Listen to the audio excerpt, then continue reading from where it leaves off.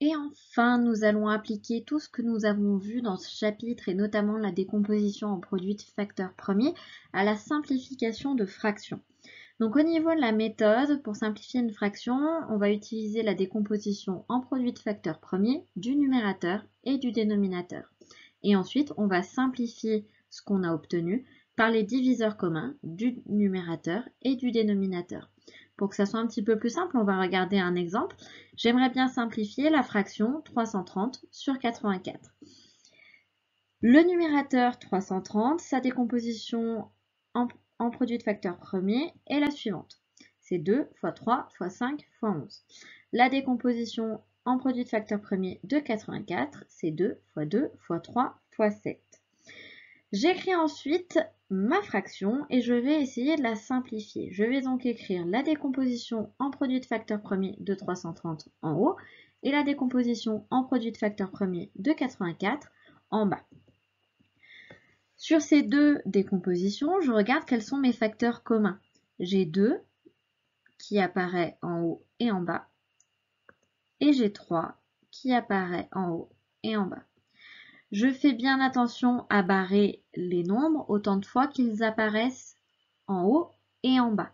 Par exemple, ce deuxième 2 là, je ne le barre surtout pas car il n'y a pas un deuxième 2 en haut.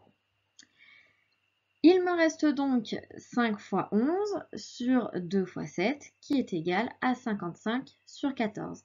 55 sur 14, c'est donc la fraction la plus simplifiée possible qui est égale à 330 sur 84. Il va falloir faire attention car nous avons un cas particulier. Ce cas particulier, je vais l'illustrer à partir d'un exemple.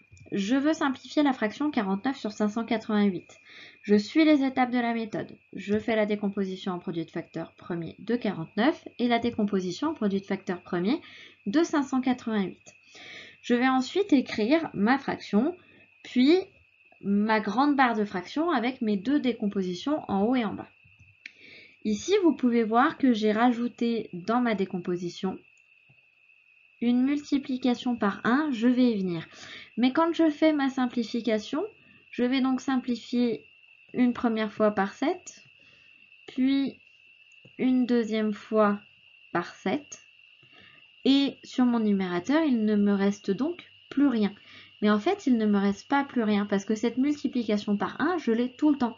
D'accord? Multiplier par 1, c'est comme si on fait rien. D'accord? Quand je fais 1 fois 2, ça me donne 2, donc c'est comme si j'avais rien fait. Donc ce 1 là, essayez de le mettre dans un coin de votre tête, il y est toujours. Quand je simplifie tout, en fait, j'ai pas rien, j'ai toujours 1. Donc ma fraction, elle est donc égale à 1 sur 2 fois 2 fois 3. Et elle est égale à 1 douzième. 1 douzième, ça va être donc la fraction la plus simplifiée possible, qui est égale à 49 sur 588. On va donner un nom à ces fractions simplifiées au maximum.